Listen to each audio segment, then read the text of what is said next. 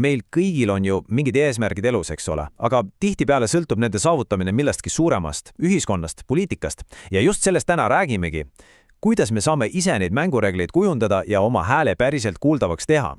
Oled sa kunagi tundnud, et sinu arvamus, see lihtsalt kaob kuhugi ära? Et sa need üksinda ja sinu hääl ei maksa justkui midagi? No, see on tegelikult päris levinud tunne. Aga kas see on ka tõsi? Või on olemas viise, kuidas igaüks meist saab reaalselt muutuse esile kutsuda? Nii, tänane plaan on lihtne. Vaatame kõigepealt, kuidas ühiskonda üldse muuta saad, siis räägime lahti, mis asi on see salapärane kodanikuühiskond ehk kolmas sektor, seejärel võtame ette erakonnad ja ametiühingud, vabatahtliku töö ja MTÖd ning kõige lõpuks jõuame sinu enda rollini kogu selles demokraatia mängus. Okei, alustame siis sellest, kuidas ühiskonda muuta. Ja olgem ausad, see väljakutse on päris suur. Üksi on ikka pagana raske midagi suurt ära teha, eks. Poliitika ja kõik need suured süsteemid tunduvad kuidagi kauged ja kättesaamatud. Aga, ja siin ongi see konks, kui üksinda on raske, siis koos on hoopis teine lugu. Just see ongi võti, kollektiivne tegevus, sest kui sarnaste huvide või muredega inimesed kokku tulevad, siis nende hääl muutub järsku palju-palju valjemaks. Ja sellel ruumil, kus inimesed niimoodi kokku tulevad ja tegutsevad, on ka oma nimi. See on kodanikuühiskond, mida nimetatakse ka kolmandaks sektoriks. Nüüd vaatamegi lähemalt, mis loom see on. Põhimõtteliselt on kodanikuühiskond see osa ühiskonnast, kus tegutsevad igasugused kodanikuühendused ja organisatsioonid. See on see koht, kus me saame oma algatuslikult, ilma et riik meile midagi ette kirjutaks, asju ajada.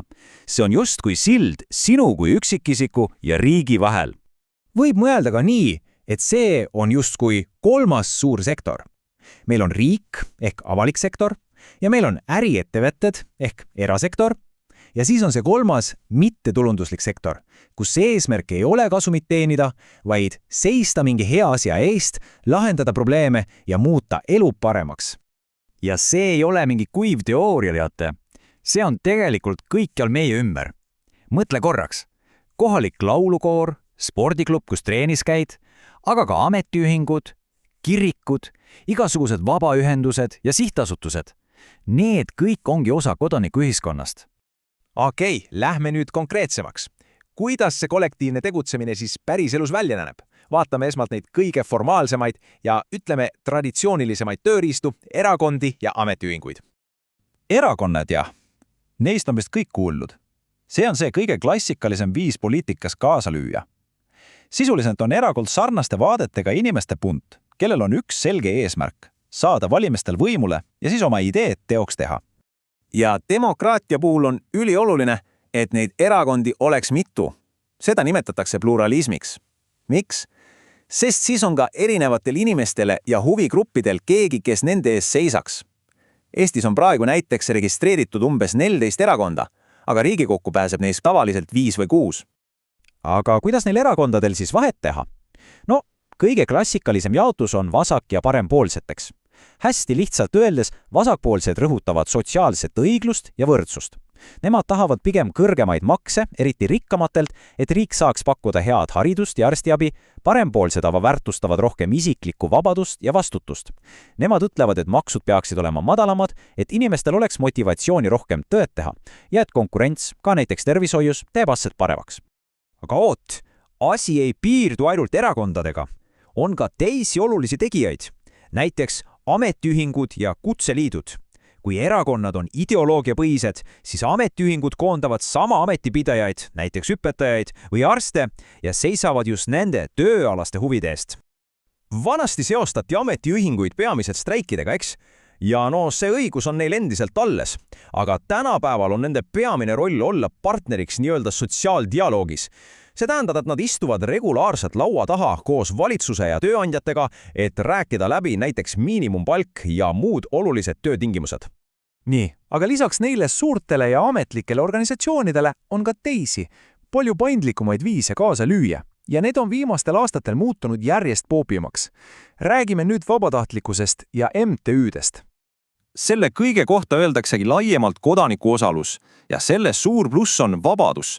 Kui erakonna liige olemine tähendab ikkagi teatud kohustusi, siis siin saad sa ise valida, millal, kuidas ja kui palju sa panustad. Ja võimalusi on tohutult. alustades protestidest ja marssidest, mis on muide sinu põhiseaduslik õigus oma meelt avaldada, ja lõpetades petitsioonide allkirjastamise, avalike arutelude, heategevusürituste või näiteks klassikaliste Eesti talgutega. Isegi vabatahtlikuna kuskil abis käimine on kodanikuosalus. Ja teate mis, see pole mingi väike nisivärk. Umbes 1/4 Eesti inimestest teeb vabatahtlikku tööd. Mõelge korraks, iga 4. inimene, see on ju tegelikult tohutu jõud, mis ühiskonda edasi viib. Aga defineerime korraks ära, mis see vabatahtlik tegevus täpselt on. Seal on 3 põhilist tunnust. Esiteks, sa teed seda omast vabast tahtest. Keegi ei sunni sind. Teiseks, sa ei saa selle eest palka. Ja kolmandaks, sa teed seda kellegi teise heaks väljaspool oma kodu ja peret. Nii et jah, see klassikaline kevadine talgupäev on ideaalne näide. Ja mis juhtub siis, kui mingist ühekordsest aktsioonist või heast ideest kasvab välja midagi suuremat ja pikaajalisemat? Siis luuakse tavaliselt mittetulundusühing ehk MTÜ. See on lihtsalt ametlik vorm, mis annab tegelusele kindla raamistiku ja aitab asju paremini korraldada. Nii, oleme nüüd rääkinud igasugustest võimalustest. Seome nüüd otsad kokku ja jõuame kõige olulisema küsimuseni. Mis on sinu roll selles kõiges? Kuidas saada passiivsest kriitikust aktiivseks kodanikuks? Ja siin ongi see point. Demokraatia ei ole lihtsalt miski, mis on olemas ja töötab iseenesest. See on tugev ainult siis, kui kodanikud ise oma õigusi kasutavad ja ka tunnevad, et neil on kohustus seda süsteemi kaitsta ja elus hoida. Riik annab meile võimalused, aga meie ise peame tegutsema. Aga siin on see suur väljakutse, eks? Me kõik peame, et kritiseerida on lihtne, diivani pealt on hea öelda, et poliitikud on lollid, aga ise käsi külge panna, lahendusi pakkuda või isegi enne valimisi viitsida natuke uurida, kelle poolt sa üldse hääletad, see on juba palju raskem. Ja siis olemegi pettunud, kui asjad ei lähe nii, nagu lootsime. Ja sellega jõuamegi tänase viimase mõtteni. Nagu me nägime, võimalusi kaasa rääkida on tegelikult tohutult, alates erakonnaga liitumisest kuni oma kodukülas talgutel osalemiseni.